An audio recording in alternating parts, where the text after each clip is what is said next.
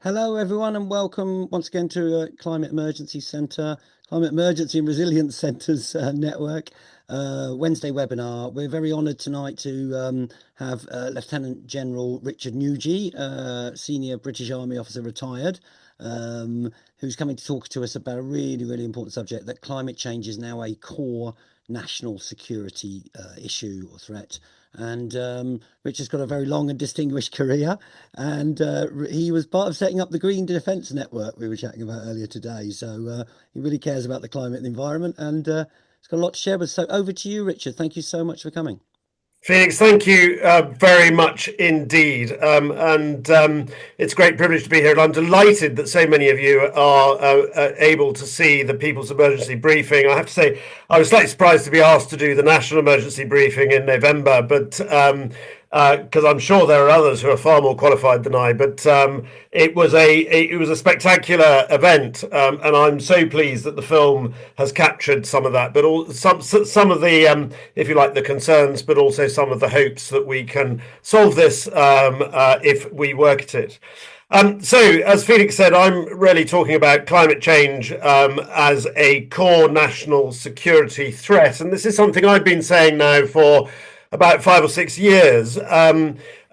But it's not just me. It does seem now to have gained some momentum. And I wanted to start with some quotes which most people won't remember or won't have heard.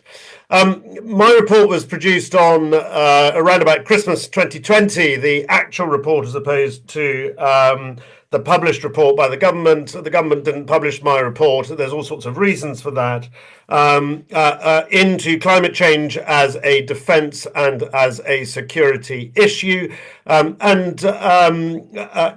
after that, on the 23rd of February, actually, 2021, the Prime Minister of the UK took up the role as President of the UN Security Council. The Prime Minister at the time was Boris Johnson, you may recall. And this is something every country gets to be President of the UN Security Council once for 1 month, and so it comes around about once every 180 months. It is a pretty rare feat, and it's certainly only going to happen once in one Prime Minister's lifetime.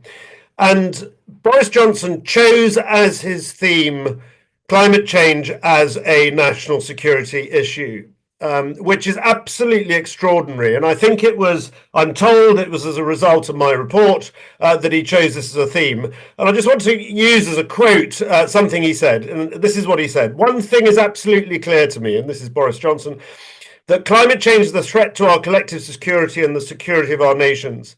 Climate change is a geopolitical issue every bit as much as it is an environmental one." He used the opportunity to follow his speech, which was only about 5 minutes long, with a speech by Sir David Attenborough. And Sir David Attenborough said the following on the same day: "There are threats to security of a new and unprecedented kind. These threats do not divide us. These threats should unite us, no matter from which part of the world we come, for they affect us all. Please make no mistake," he said, "climate change is the biggest threat to security that modern humans have ever faced." And that's Sir David Attenborough, who, of course, we've just celebrated his 100th birthday. And as if that is not enough, the Joint Intelligence Committee, which is the premier intelligence committee of the United Kingdom, reported to the Prime Minister in January 2026 about biodiversity loss and climate change. And they made 7 key judgments, and I wanted to cover just 3.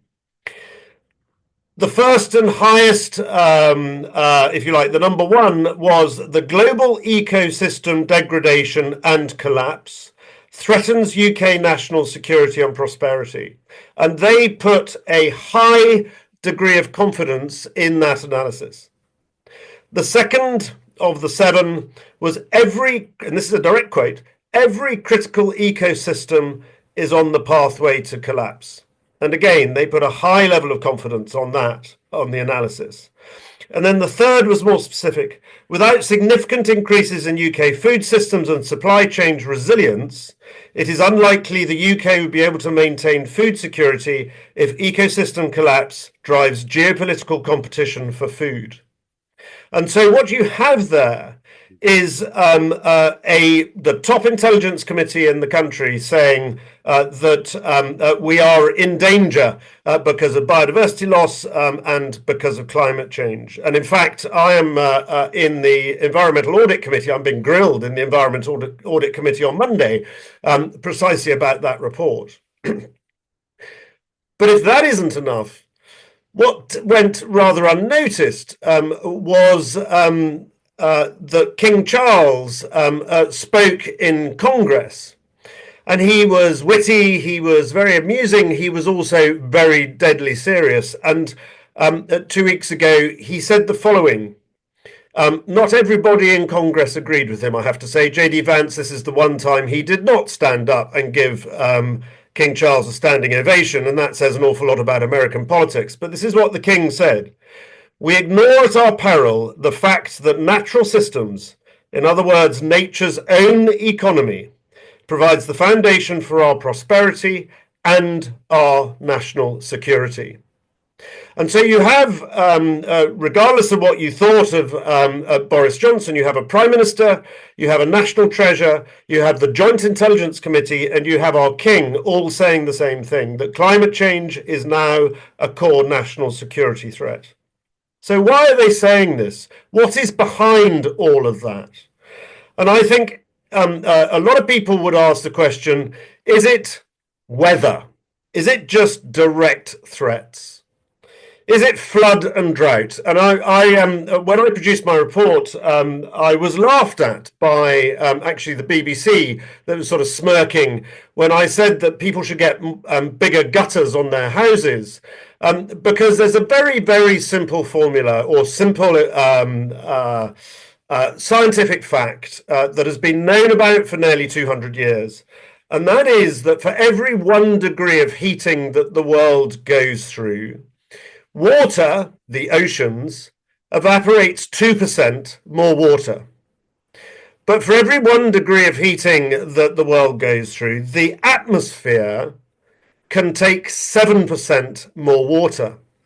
So the amount of water going into our atmosphere for every 1 degree of heating is 3.5 times more before it rains. And so what happens is that for every 1 degree of heating, you get 3.5 times longer between each rainfall, and then when it rains 3.5 times harder. And that is why we have more intense rain. It's why we have very weird weather. It happens to be hailing outside my house in Wiltshire as we speak, which is slightly weird in May. And it accords the fact that actually we are already in a situation where the climate, the heating of the world has affected our ability. But that's a direct threat, if you like, to our agriculture and so on. Then there's the floods that have happened over the last 5 or 6 years in Europe, particularly, not so much in the UK, but in Europe. So the 2021 floods in Europe, 243 were killed, and something like $16 billion worth or euros worth of damage was done. In Pakistan in 2022, a third of the country was underwater, a half of the agricultural land was affected, and it killed nearly 1,800 people. The floods in Valencia in 2025, and many of you will have seen those on television. 237 people were killed, and then we have the dams that are being damaged. Our own in Derbyshire in 2019, or which the RAF had to support, or the Douma dams in Libya in 2023. And then you have the heat and wildfires, and I was brought up in London where 22 degrees was considered hot. In 2022, the heat in London got up to 40 degrees. That is absolutely unprecedented. The Fire brigade were called out 2,670 times on one day. They said it was the busiest day since the Second World War. A significant number of houses were destroyed and a significant amount of fires. In fact, they ran out of water, they ran out of appliances, they could not answer all the calls for fire as a result of 40 degrees hitting London. And then you have the storms. I've mentioned how rainfall's going up, but it has led to 20% more intense rainfall in places like our overseas territory in the Caribbean. And actually, it's quite important to say that it's not just the UK mainland which is affected, but we do still own territories, or at least crown dependencies, all over the world that we have a responsibility for. When I was first joined the army in the early 1980s, we used to send a guard ship to the Caribbean about once every 5, 6, 7 years in case there was a major hurricane or a major storm. Now we position it there every single year and have to pick up the pieces every single year on some of those islands. But those are direct, if you like, direct results of climate change. And I'm going to use a pathetically small word. It's an inconvenience to the majority of us. It's a note in the book for the majority of us. For those who are affected, it's extremely serious, but it's not affecting that many of us. It does mean that more military are used elsewhere that should be being used to defend the country, but it's manageable, we would think, and it's somebody else's problem. So why is that a national security issue? It's not, in many respects. It's the indirect threats that are the real threat to our national security. And I want to go through those in a little bit of detail. I would say there are 5 areas which are affecting our national security. And it's very clear that climate change is not the only or the sole cause, but it's very often described as a threat multiplier. It is, if you like, adding fuel to the fire. And the first of those threats is personal security. And this is something that most people are not even aware of until you are hit by it. Insurance. We are underinsured as a world for climate change threats. The global average is that only 43% of climate change damage, if you like, is insured against. In Europe, it's 70% uninsured.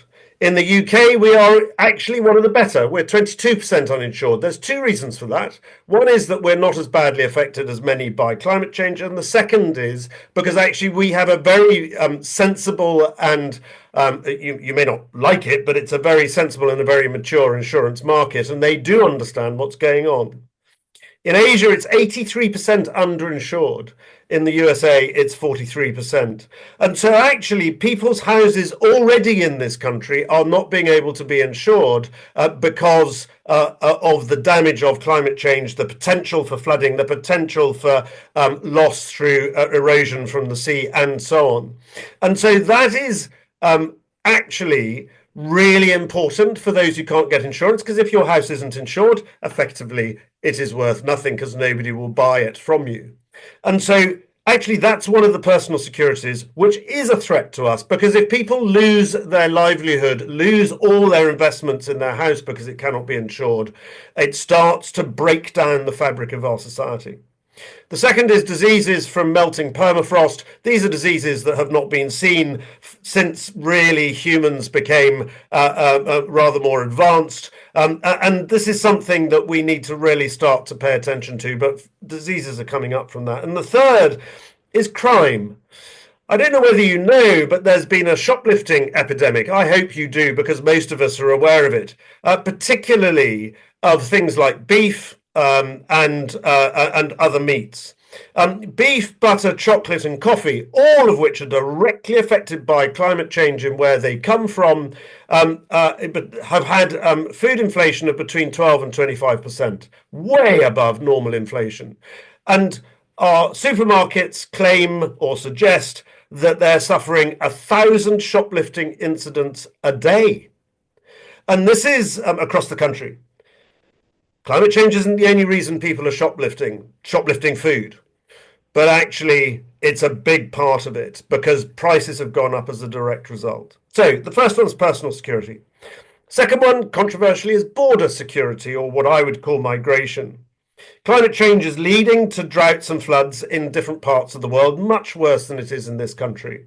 That's leading to the destruction of livelihoods, which means that individuals are moving. And there is, I was at a parliamentary briefing only yesterday, which suggested that 25 to 45 million people have been displaced as a result of climate change so far. And that makes them very, very vulnerable to what the military call non-state actors.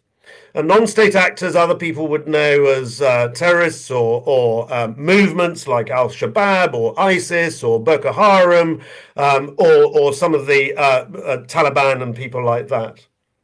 And so what you've got is the non-state actors, are weaponizing movement. They're encouraging people to join their organizations and either forcing them out as economic migrants. We see them as economic migrants, not as climate change migrants, or they're using them in their conflicts. This has an effect on governments. It has an effect locally on the local conflict of some of our potential allies, people we wish to be, if you like, wish to support. And there's a very good example of that is sending the British Army to Mali, sending special forces to Kenya in order to protect those governments, in order to keep us in the UK safe. But it also destabilizes those governments and so makes them export violence as a way of trying to stabilize themselves. And it also means that they're unable to tackle climate change themselves. And so you've got swathes of the world that aren't tackling climate change at all because they're too involved in trying to stay alive as governments. And it was African academics who talked about the Niger coup a few years back as the first climate change coup, directly affected by the drought and flood. Add on to all of that the role of disinformation, and you have a toxic mix which is allowing people to fear migration in a way that is being fueled by those who wish to destabilize our government through the vehicle of migration. The third is water security. Let's take a very simple thing of access. The Arctic is heating up 4 to 5 times faster than the rest of the world. The top of the world seems to be, and the bottom of the world, actually, Antarctica, seem to be heating up far faster than other parts of the world. There's only one other place, really, which is heating up at the same speed, and that's the Mediterranean, which is truly frightening because a stable Mediterranean is what has kept our agriculture going for the last 10,000 years. What has happened, therefore, you've got a military build-up by the Russians in the Arctic in a way that we haven't seen since the Cold War. You've got concern on, if you like, this side of the Arctic, completely shown up by President Trump demanding Greenland. And he actually said he wanted Iceland as well. And his supporters turned around and said, oh, actually, he meant Greenland, but Greenland is covered in ice, so he said Iceland, which sort of sums up President Trump for me. But you've got the Panama Canal that in 2023 reduced the Galton Lake, reduced by 2 meters, which meant that there was a 43% reduction of ships going through the Panama Canal at that point in time. Why? Because they would have grounded out on the canal because it didn't have enough water. Why didn't it have enough water? Because there wasn't enough rain, because there was a drought. So these things are beginning to affect access through the Arctic when eventually it melts, access through the Panama Canal. Then there's control. There's great fanfare about the Great Ethiopian Renaissance Dam. I don't know whether you've heard of this. It's a huge dam which will provide through hydro turbines something like a third of Ethiopia's electricity requirement. The problem is they've dammed rather a well-known river called the Nile. And so Egypt, and I don't know whether you've been to Egypt, Egypt is utterly reliant on the Nile for almost all its agriculture until you get right down to the Nile Delta in the north. Egypt now has somebody, not something, to blame if there isn't enough water going down the Nile, something being God in the old days. And so now they, and in a classic bit of what appears to be genuine video of the Egyptian government when faced with the fact that the Great Ethiopian Renaissance Dam was complete, turned around and said, if they don't keep the water running, we'll just bomb it. Now, that was not meant to go out, but it does look as though it was realistic. And there's now a big fight about how long it takes to fill the lake behind the dam. Is it 3 years, which Ethiopia wants so they can get their turbines up and running as fast as possible? Or is it that the Egyptians want 23 years? This is about it's about trying to solve the problems of climate change because there just isn't enough water going around, and therefore everybody is after the same amount of water. And then there's the third bit, if you like, which is natural, which is rising sea levels. It's not actually rising that fast at the moment, but we don't know whether we've set off tipping points in the Western Antarctic ice shelf or in Greenland ice sheet, in order to create huge rise in sea levels. If you melted, and this is not going to happen for a good few hundred years, if it happens at all, but if you melted all the ice on the planet, you would have sea level rise of 65 meters. It reminds me, my brother said, if you ever have any spare money, buy a hill, because that's the one thing that's going to survive. And so what you look for is rising sea level not happening much at the moment, but have we set off things that might? This is why it is desperately important for us to understand it and to try and do something about it to stop climate change affecting those sea level rises, because all our ports will be underwater. Most of London will be underwater, even if only the Western Antarctic ice sheet melts. The fourth is food security and agriculture. There's a direct effect of heat domes in Canada, India, Ukraine, Sahel, Somalia, which is affecting those bread baskets of the world, their ability to grow food. We have the most extraordinary system in the world where we have enough food to feed 8 billion people. Now, it's not evenly distributed, so some have more than they need, some have less than they need, but we do actually have enough food. That is extraordinary, absolutely brilliant that we can feed everybody. That is not going to survive if we have heat domes over our food granaries, if you like. And then there's supply chains, and the bit that hasn't been talked about much is what's not coming out of the Straits of Hormuz. Oil's been talked about, gas has been talked about, but fertilizer, non-organic fertilizer, has not been talked about quite as much. But that is really difficult for us because in Africa, in Asia, they use huge amounts of fertilizer coming out of the Middle East.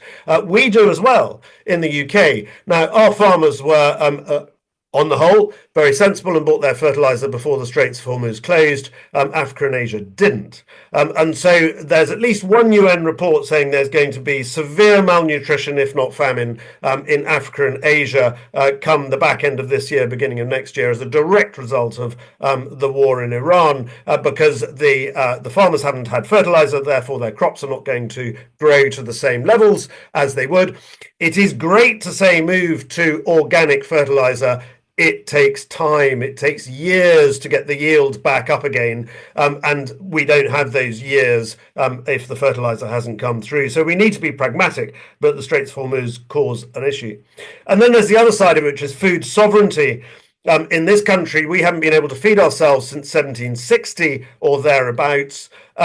Interestingly, before the Second World War, we were importing 75% of our food, which is why the dig for victory was such a big issue. Now we import anywhere between 40 and 50% of our food.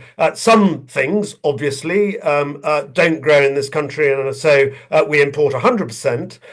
We don't grow chocolate, for example, cocoa in this country, and so all the cocoa is imported. But we grow far more of of our own stuff, and we need to. But actually, food sovereignty on its own is not enough. If we had 100% of the food growing in this country that we needed to eat, which we could do if we changed our diet, and those who've seen the People's Emergency Briefing would see Paul Behrens talk about that. But it's actually not a good thing for all our food to come from this country. I beg your pardon, we do grow chocolate here, not in very great quantities, I would suggest. But there is a piece here about learning from history, and Ireland in the 1840s, I think it was, grew one crop, and that was potatoes, which ended up in the potato famine when that got blight. We do not want to be subject to the sorts of problems that come from all our food coming from this island. We do need supply chains, but actually we need to be really careful what it's about. But bear in mind that the Joint Intelligence Committee talked about competition for food being the major cause of war in the future. That is something that we need to take into account. That's why it's a national security issue. And there was about 120 years ago, there was a philosopher who said mankind is 9 meals away from anarchy. Now, as you get older, you don't need quite so much food, but if you're a teenager or somebody younger, actually, if you miss 9 meals, you are going to be in real trouble, and you are going to start reacting. And so I think there is an issue there. And then the fifth, if you like, the final one is energy security. And this is the one that lots of people have latched on to. Can we transition to renewables easily? Can we create energy sovereignty, as I would call it, which is that we create all our own power, all our own electricity? Of course, electricity is not everything. Most cars still in this country are not driven by electricity. Most heating is not driven by electricity. A lot of our major industries are not driven by electricity. And so it is only part of the equation until we electrify the whole economy, and that will take a very long time. But we ought to be able to produce enough electricity for ourselves. If you look at Spain, Spain has 85% of its electricity created by solar and wind.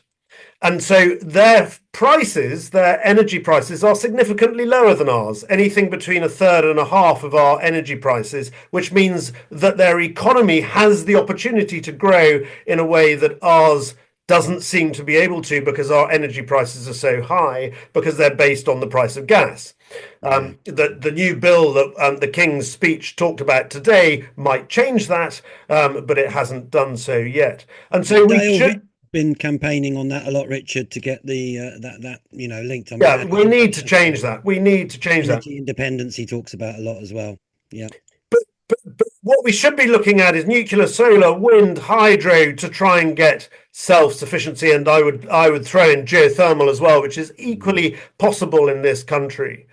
And what that will do is insulate us from global food prices and food shocks. Why is that a national security issue? Because if this country cannot afford to be able to do anything apart from deal with price shocks that come out of the Straits of Hormuz or whatever, then we are a less resilient country. If we're a less resilient country, those who want to take advantage of that will notice it. And what we should be talking about, in a sense, is looking at energy expansion. We should be trying to create more energy if we possibly can, because that is the way that you get better social justice. That is the way that you bring people out of poverty, is by giving them more energy. In many respects, they can do more with it. And there is a dilemma that actually energy transition might, some would say, lead to a reliance on China. I would just turn around and say, whichever, is it China, is it Saudi Arabia, is it Iran that we are dependent on, or is it America that we're dependent on? I think there is a real question there about how big is our risk appetite, and how can we be absolutely sure that we don't damage our ability to create energy sovereignty and absolutely energy efficiency, which should be something we should be trying to reduce the demand as much as we can.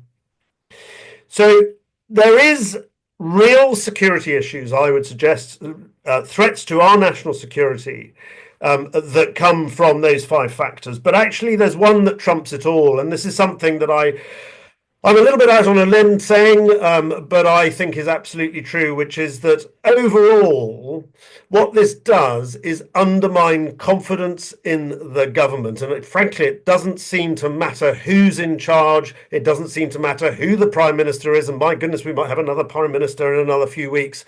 It doesn't seem to matter. We're in a position whereby the government is pretty much unable to deal with the consequences of this. Now, this is not all climate change. We should be really clear. But climate change is just an insidious threat undermining everything that people are trying to do. It's undermining, if you like, our ability to lead the lives that we wish to lead. And that is something that I think we should be really concerned about. The Chinese said, may you live in interesting times. I would say if I had a choice, I wouldn't start from here. But what we've got to do is try and solve the climate change crisis, the climate change emergency, by getting at what actually affects our national security. But I'm an optimist, and I'll finish by saying I'm an optimist. Yes. Our national security is dependent on having a resilient homeland. For those of you who understand NATO, most of you will have heard of NATO Article 5, which is an attack on one, attack on four, is an attack on all. NATO Article 4 is you can raise your hand and claim NATO Article 4, which is I'm about to be attacked. And 2 countries have already done that in Europe. Poland and I think it's Latvia have already raised Article 4, which is why we sent fast jets to Poland as a response to them claiming NATO Article 4. The Prime Minister of Poland, by the way, has said that Russia will invade in 9 months. That's quite worrying, whether you believe him or not. But NATO Article 3, which nobody's heard of, actually turns around and says, in order to have a strong defence, you have to have a strong, resilient homeland. So this is not just about resilient homeland for defence from Russia. It is a resilient homeland for climate change as well. And we need to diversify and improve our supply chains. We need to create as much self-reliance in food and energy as we can. And there's a very good example, very briefly. Wind turbines are a fantastic way of reducing the threat. In Ukraine, Ukraine has suffered over 50% of its energy being destroyed. Why? Because Russia realized that energy was the secret to getting the Ukrainians to stop. They failed. The 45 to 50% that's left, or 40 to 45% that's left, some of it's nuclear. The Russians haven't attacked that yet. They may not do. And the other is renewables. And they worked out for a 250 megawatt power station, it would take 1 Russian missile to destroy it. To take out 250 megawatts of renewables would take 40 missiles. And so there's a real point about vulnerability being reduced by having renewables, largely because it's dispersed. And actually, it is much more difficult to attack. We should be using whatever means we can to support people abroad so they don't export conflict to us. And we should use technology to try and help us. And I'm very firmly of the view that we will get through this through a mixture of all of those, and technology being at the fore. And if we think about technology, some people have heard of dual use, which is defense and civilian technology. I talk about triple use technology. And that is good for defense. Absolutely. That's where I come from as an individual. Good for tackling climate change if we get it right, and sustainability as part of that technology, and good primarily for our homeland resilience. We can do this. We've done it before. We just need to have the will to do it. Phoenix, I'll stop there. Brilliant. Thank you so much, Richard. That was amazing. Really, really compelling. I think someone's just put in the chat there. Really incredible information. Really well summed up. And thank you for all your decades of service and your care for the climate and for the environment, and sharing how critical this is at the moment, and going on the national emergency briefing in Westminster, and I think you've appeared at a few other venues as well. So thank you so much for that. It's really, really important. So I just explained to people about the questions section, and I've got one for Richard to kick the ball off. But if folks would like to pose a question, maybe we're thinking put it in the chat, and also then put your hand up. So if you can put a summary in the chat, maybe Jen can help me field some of them. And there's a react button down the bottom with a little heart shaped thing. You can raise a hand like that, and then we can see who's 1, 2, 3 on the old university challenge. So I think Julie and Kevin have got their hands up there for something. So I've got a question, first of all, to Richard.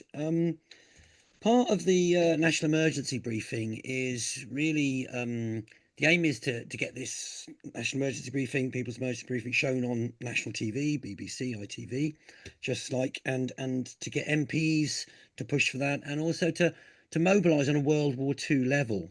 I was going to ask you, you know, in brief, if you know, if you were in charge, what we really do need is see everyone cooperating together on a big mobilisation across all sectors of society, all countries, because climate knows no borders, the storms will come. If you were in charge of that World War II level mobilisation for this, if you were the Field Marshal Montgomery, what would you like to see happening as priorities towards that mobilisation? How can we actually start to see this happening? Over. So this will sound slightly odd. There's so many things that can be done, and I'm not going to go through all of them. I think we should prioritise energy because that's something we really do have the ability to do, to be our own masters, if you like, and our own bosses. But actually, it's I'm going to answer in a slightly different way. And it's a piece of work that we're doing at the moment. If you look at post-Second World War history in this country, we have been living in an extraordinary time of peace. Yes, we've sent our army off to go and fight in Korea, in Suez, in Afghanistan, in Iraq, in all Bosnia, Kosovo. There's all sorts of places we've sent our army off to fight, but we've never had to suffer the privations of war in this country since then. So, to a very large extent, the government works on a basis of trends and works on the basis of not if it's a crisis in a very, very short, very, very well bounded, very well contained environment. And so even 7/7 bombings, even the Manchester Arena bombing, it was very contained. 7/7 was contained to London. Manchester Arena was obviously contained to the Manchester Arena.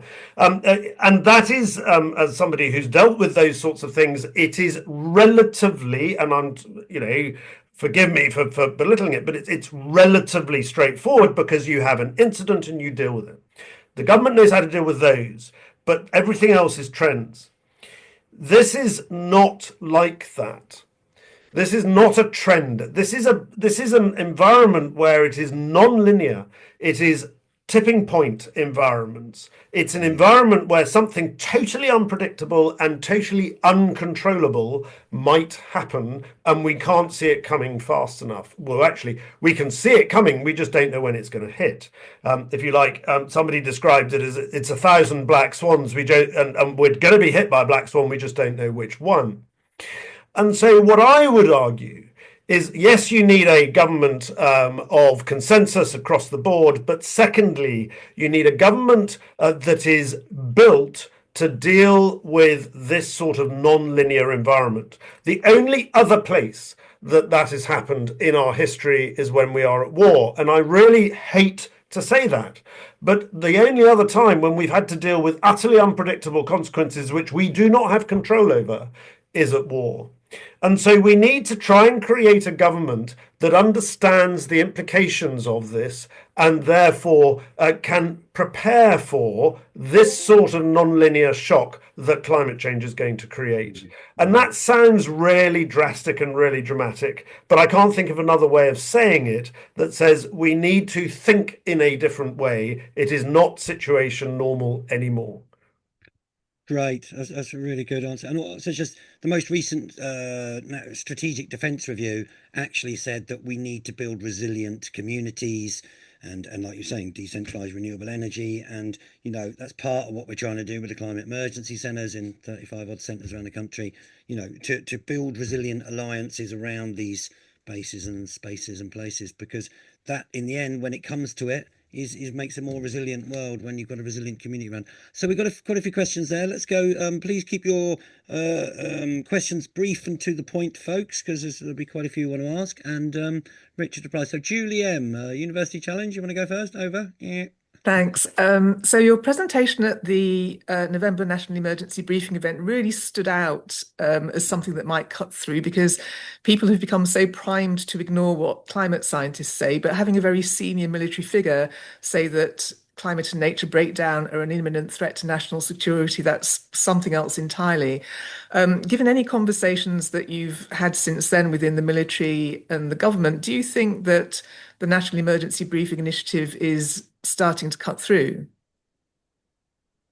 So I think it as an individual briefing, I think it will have changed some people's opinions, but I think far more importantly, it is the, if you like, the amount of work that went in before it that is really having an effect. So, for example, it's not trying to boast, but my report was one of 4 references that President Biden used in his national intelligence estimate. I had the Chief of Defence Staff and the Chief of the General Staff, so the head of the whole of the armed forces and the head of the army, come up to me only last week or 2 weeks ago and say, Richard, we're really trying to do what you have asked us to do. In other words, there is a real mind shift change. Now, it's not always possible to deliver things as fast as you would wish, but I think that is important. The whole thing about this report, that the Joint Intelligence Committee, it's something that I had been calling on for 5 years, 4 or 5 years. The very fact that it was produced by and went to the Prime Minister and the Cabinet Office, I think is really important, because it is the first time that the country has acknowledged that climate change, biodiversity loss is a national security threat in a public piece of a public report. And so, yes, I think things are changing. What's the so what of that? We still have to see. But if people are acknowledging that this is a national security threat, then actually they will start to do something about it if they genuinely believe in security for this country, which I really hope they do. Fantastic. Thank you. Thank you. Kevin Stevens. Yeah, thanks, Richard. Excellent talk. I think all of those things, those 5 points individually are worrying enough, but when you put them all together, it's huge. My question was just a little bit about, I sensed a slight contradiction when you were talking about water, in the sense that you're talking about running out on the one hand, but then you're talking about heating, creating 7% more precipitation. So I'm just wondering, how is it just that it's going into the wrong places? So I was asked by this is a little while back. I was asked by a Canadian billionaire what he should spend his money on, and I said build reservoirs, and he looked at me as if I was completely bonkers. And I'm delighted to say that this country seems to be building reservoirs for the first time in 30 years, despite the fact we've had in that time huge population growth, and we all use more water than we used to. So there's what it is if you have water coming down onto drought, land that has suffered drought, it isn't absorbed. It doesn't get down to our aquifers. It goes straight into the rivers. It takes runoff from our farms of non-organic pesticide, herbicide, and fertilizer, and damages our rivers. And we're seeing that as ready. In the last 8 to 10 years, we've seen a huge amount of damage to our rivers. They used to be getting better from the 1980s to about 10 years ago. Now they're getting worse, and they have got worse. Part of that, there's all sorts of reasons for that, pollution or rest of it, but part of that is that huge storms, huge amounts of water all coming down at once, are not being captured by the land, and therefore is running off into our rivers, which goes into the sea ultimately, and is damaging them with all the stuff it takes from our fields, which the farmers are putting on to try and get the best crop that they can for this country. And so what you've ended up with is this huge imbalance If we had rain every day, and I'm not suggesting that's a good thing, but if we had rain every day, the water, the ground would, gentle rain, the ground would be sufficiently good that it would refill our aquifers. The real danger is that it's just running off what effectively looks like concrete, which is hardened, dried soil. It takes the soil with it, it takes the herbicides and so on with it, and just ends up in our rivers. So it's not that we're not getting enough rain. We are getting enough rain, but if it all comes down in one big dollop, we can't deal with it.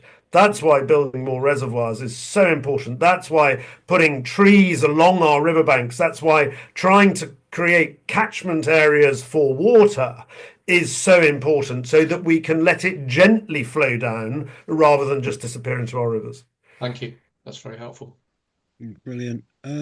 Jenny Wardle, then Tim Dawson. Unmute, Jenny.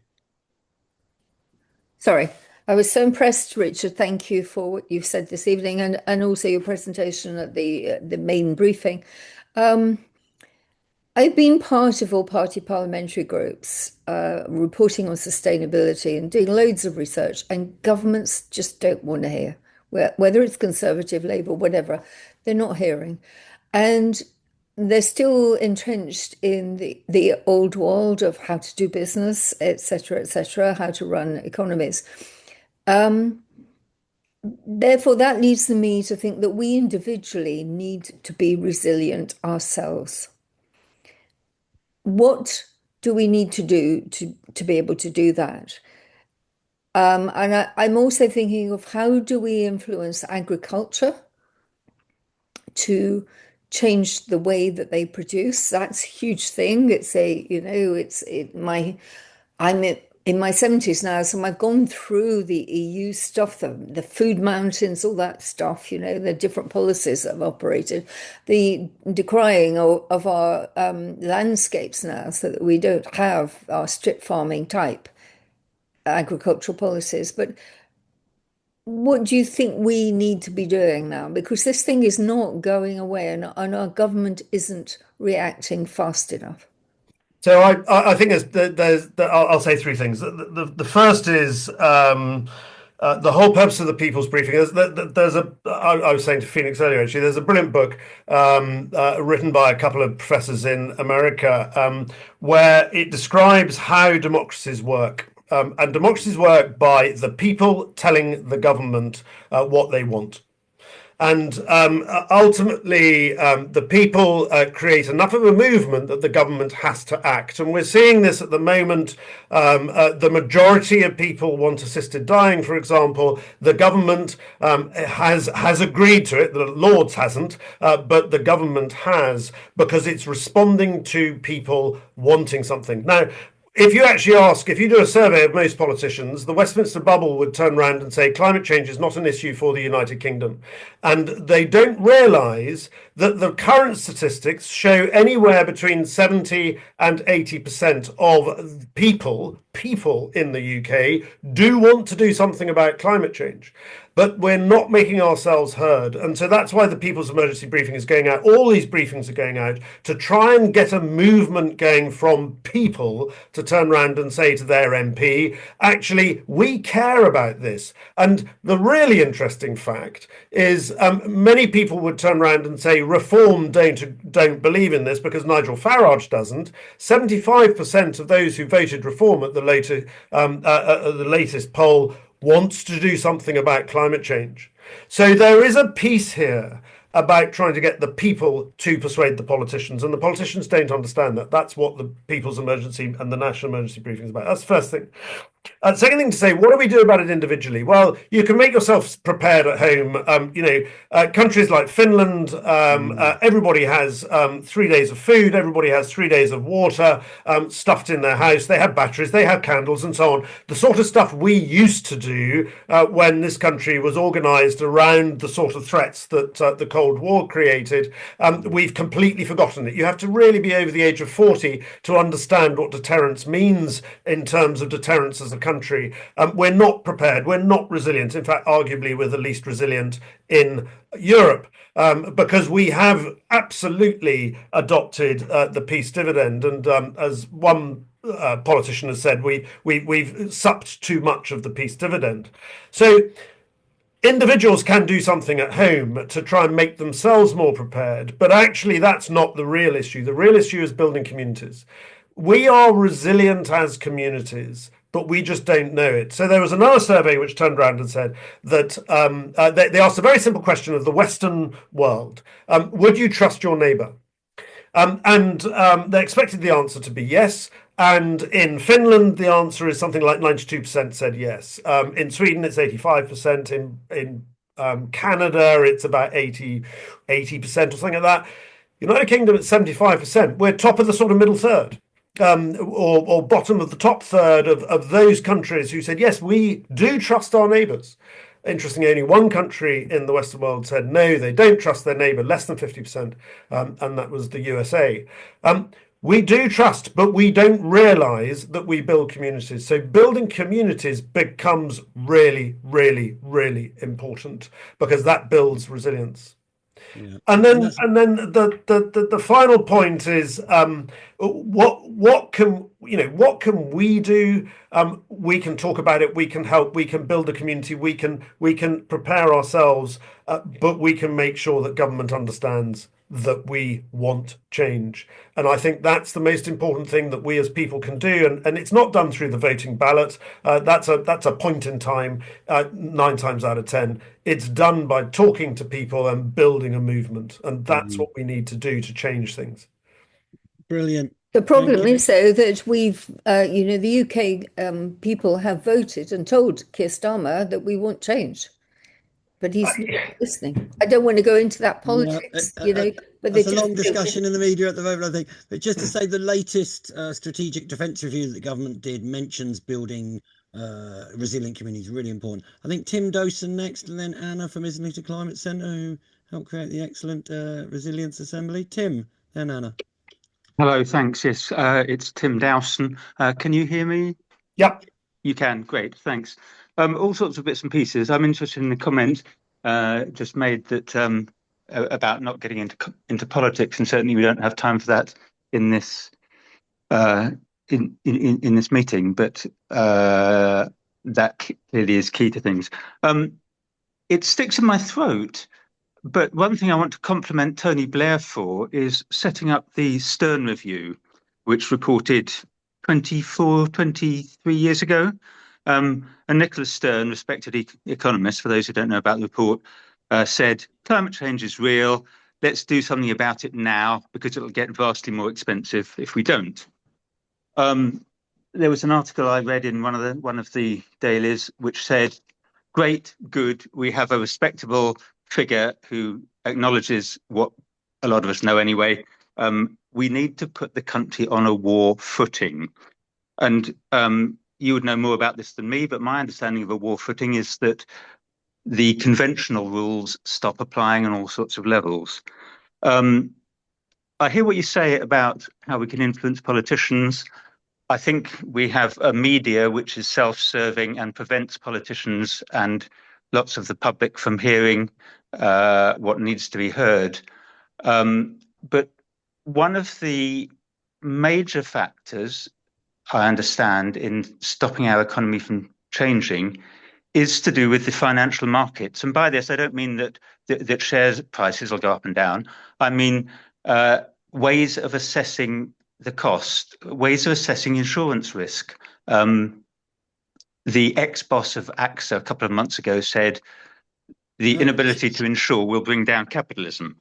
Tim, just to say, we've got a lot of people, so you might want to keep it. Okay, thanks. I'm nearly finished. There's more and more evidence around that sort of aspect. If actually the very clever, very rich bosses of so many companies really know that there's going to be financial collapse, why don't they also do something useful about climate change, do you think? Some do, a few do, but not many perhaps. I think it's because they have too much to lose. And I think this is all about personal motivation. Personally in the short term, you mean? Yeah, in the short term, and in the short term because they can't see the long term. And I have a slight sort of issue. If people say that we've lost 9% of GDP because of Brexit, and that's a sort of fact. Nobody knows what that really means in real terms. I think it's very, very difficult. You have to bring it to life to people. You have to bring it to life in terms of actually what's really damaging this country is if there's a 9% reduction in GDP from Brexit or whatever. It doesn't matter what the cause is. That affects us as an individual a little bit, but it actually really affects government to be able to support us.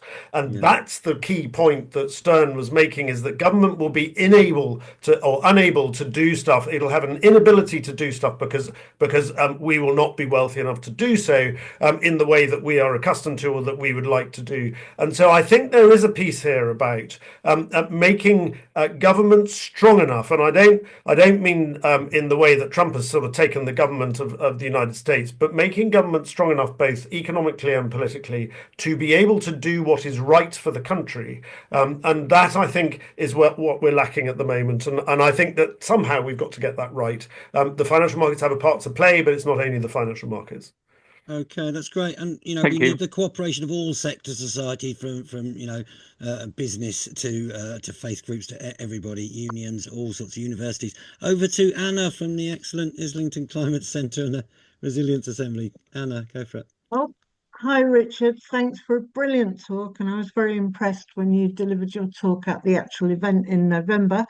Mine is a very simple and practical question. We have a showing of the National Emergency Briefing at the Union Chapel on the 7th of June. Do you have any advice or help for us to, we have obviously written and invited the Honourable Member for Islington South, but would you be able to give us any assistance on that, please? I can certainly ask her. Thank you. Do you think she'd come if you did a talk? Yes, but sadly I'm not in the country, so I couldn't. Okay. On the 7th, I will ask Emily. Our politics is one of the great jokes of the fact. She's my sister-in-law, and one of the great jokes is that she and I used to argue non-stop till 3 o'clock in the morning. My brother would go to sleep long before that, and then we just agree to disagree. I think her politics has become a little more central. Mine's become a little bit further to the left than it was, in the right wing. But we still agree to disagree on quite a lot of things. But I will certainly ask her. Thank you very much. And even if she doesn't want to come and do it in a public place, maybe you could show her the film privately sometime. We're due to have a chat, I have to say. Brilliant. Thank you so much. Okay, that's great. Let me and just say, Anna created an amazing London community resilience assembly with GLA members and all sorts of groups, and it really started to build the infrastructure for more resilient communities and cooperation across all sectors. So we need more of that, and linking up with something called local resilience forums, which brings together all the local councils and emergency services with community groups to build these resilient networks to deal with any eventuality. Just checking, Julie, we've got a few questions there, and I think you've had one already over there, Julie, so I might... I have to. Do you want to put someone else first? I would like to give everyone a fair go of the old talking stick, or whatever the word is. We can pop you in a bit, but if you've had one already, should we come to, if everyone can keep there? I think Richard's got till about 8:15. You might be lucky if he could extend, but basically, so let's try and yes, Julie. If we hear from Mary Ellen, Dinah, and then Eamon. Mary Ellen, thank you, Julie, if that's okay. Sure. Mary Ellen, and everyone keep it short and focused with your questions. Over. Hi, Richard. It's great to have you on here and talking to us about things. There was something you mentioned which I was shocked at hearing you say, actually, which is that the majority of people want assisted suicide. This is the narrative that we're being fed. There's been huge amounts been put into lobbying and into advertising and not giving the people who will actually be affected by it a chance to speak. I've put a link in the chat to Liz Carr's video. about the issue, and better off dead. That there's so many people think of us disabled people as being better off dead, and or better off in a care home, and hundreds of thousands of us are dying. UCL recently published its report, which found over 1 million people had died because of austerity and the cuts. And the assisted suicide bill, if it goes through and is allowed to go through, will result in coercion, and already the idea of being a burden, the idea of being poor, the idea of having mental illness, all these notions are being put forward as possible reasons for allowing people to opt for assisted suicide or be Mary Ellen, thank you. That's a really important point, and I know you with Disabled People Against Cuts feel strong on that. It is a big, large debate with a lot of different people on a lot of different things. I think tonight we're mainly focusing on the national security issues of things, but thank you for raising that, and do share it with people in the chat so that they can all make know about all the sides of the debate. But, and disabled people are being hit first and hardest by every crisis, and including the water shortages, including the climate crisis, and we need to, whatever preparations we're putting in place, we really need to consider that how do we protect disabled people, how do we support them. We need to raise awareness of this, people affected first. Richard, are you okay there? Want to say anything, or should we move to the next question? Yeah, no. I would just comment that the research I did suggested otherwise, but I absolutely respect that what was just said. Good. Okay, it's good that we all see many sides and perspectives and do research, and it's a great hallmark of democracy. We all, make ourselves more aware of different factors. Dinah Morgan from the Lewis Climate Hub, and then on to Eamon O'Nolan. Yeah. Lovely. Hi. I just wanted to share something that I did the other day. I fed into AI. Could the World War II model be used for the climate and nature situation? And I got this incredible thing back from AI, from showing exactly how central government, they could centralize decision making, use procurement and regulation to direct the private sector, make the public co-producers, and keep it legitimate through fairness and parliamentary oversight. They then went down to show how it could be done at county council level, and then at town and parish council level, and then said that we could actually have a steward in our local parish to fulfill some of these things. They gave it an amount of money per year and wrote a job description for the steward at local government, turned it into a printable document suitable for dyslexics in an easy to read format, and I'm taking it to the parish council and suggesting that we get one of these jobs as a steward to plant all these trees, to liaise, to use unused land, to dig for Britain, and to do all this stuff at a local level, because I think it has to happen.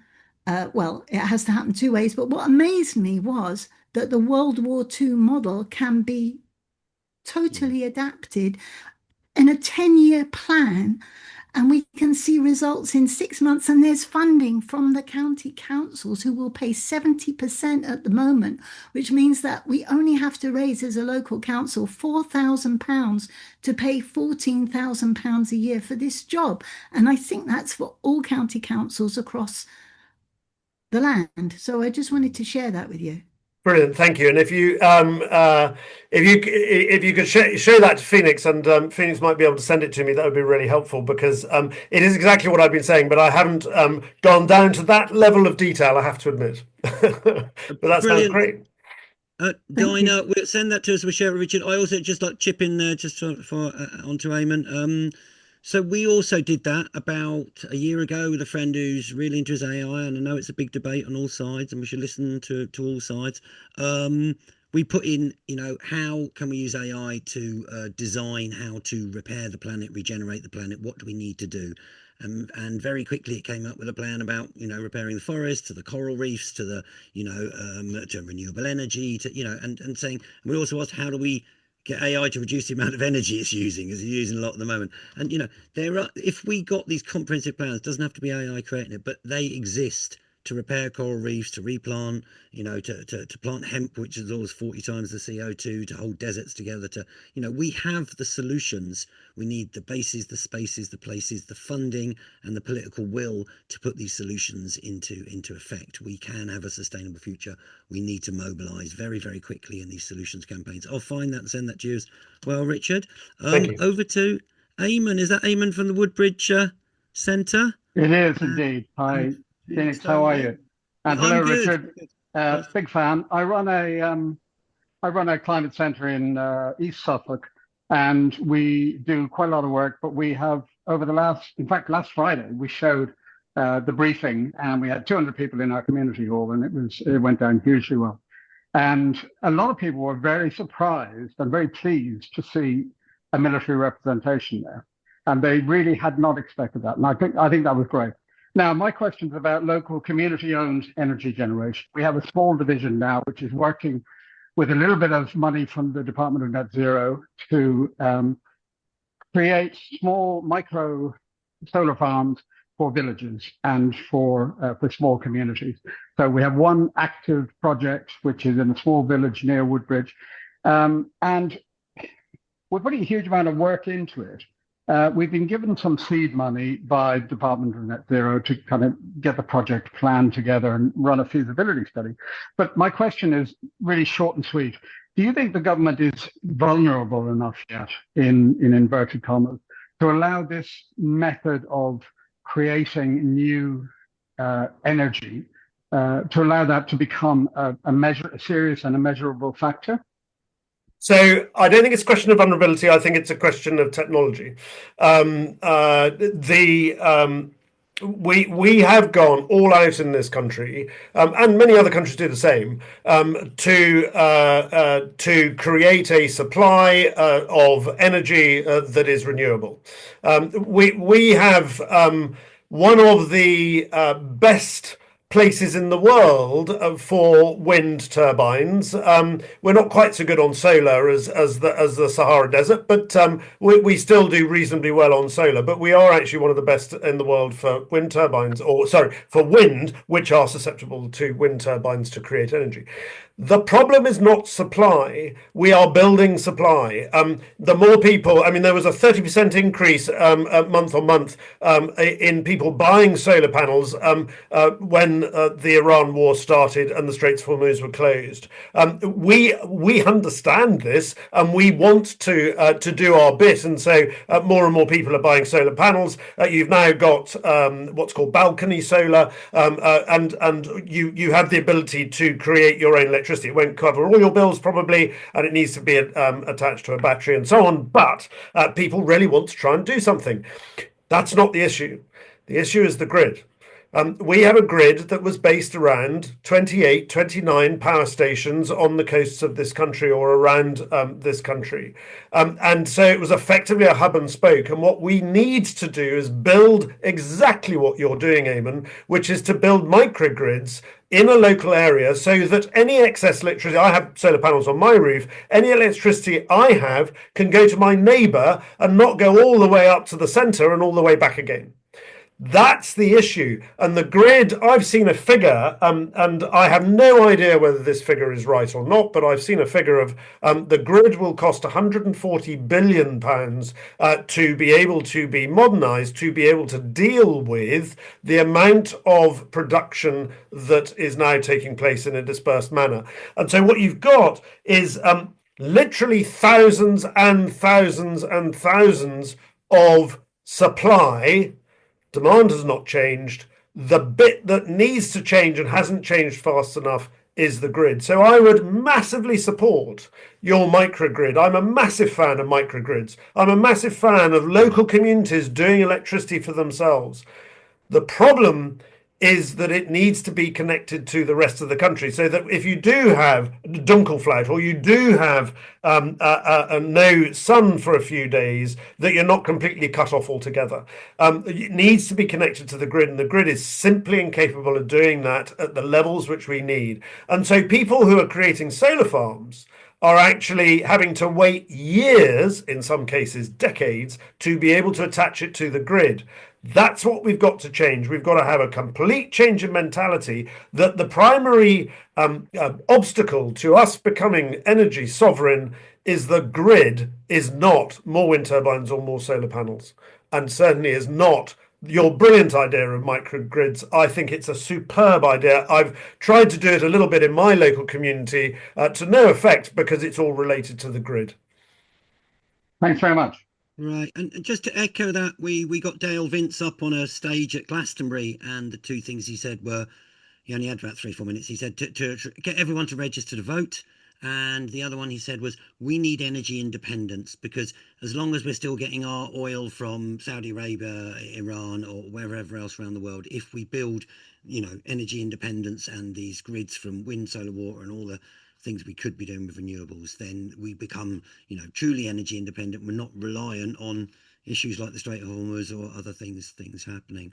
I think that Richard's only got till 8:15, I think. So just to say that's, you know, absolutely incredible talk. Really so much within it. And you know, you mentioned about the rivers, the biodiversity loss. Report also mentions that one of the things that it said was that India and Pakistan could be having wars over water and rivers, and that could lead to nuclear war. That was one of the things. And I know a lot of people are concerned that didn't come out quite on the time it should have. But that is another thing with the National Emergency Briefing. It's giving us a lot of weight to say we need urgent action for cooperation, for solutions, for mobilising on this kind of World War II level. We have the solutions, folks. Let's get mobilised and get the spaces open and get the funding. And hopefully with the National Emergency Briefing, we all get the political will and the people will from the bottom up and the top down to build this solutions future. And so very glad Richard said he was an optimist. Like myself, it's the best survival tactic is to stay hopeful and keep taking action solutions.